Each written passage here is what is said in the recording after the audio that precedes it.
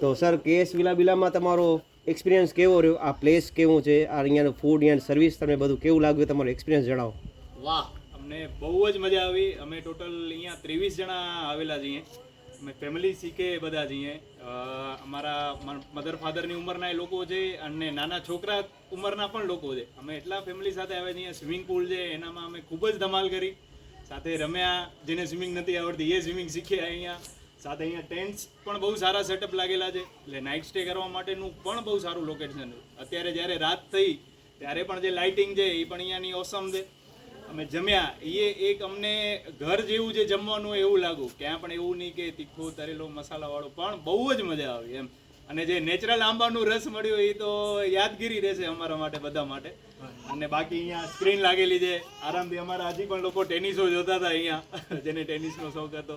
ને પ્લસમાં કેરાઓકે પણ છે, જેને પણ સિંગિંગનો શોખ હતો એ પણ હતું. અમારા 1-2 જણા અહીંયાથી સિંગિંગે કર્યું. ઓવરઓલ ગુડ રિવ્યૂ, મજા આવી, આવા લાયક સ્થળ છે. Thank you sir.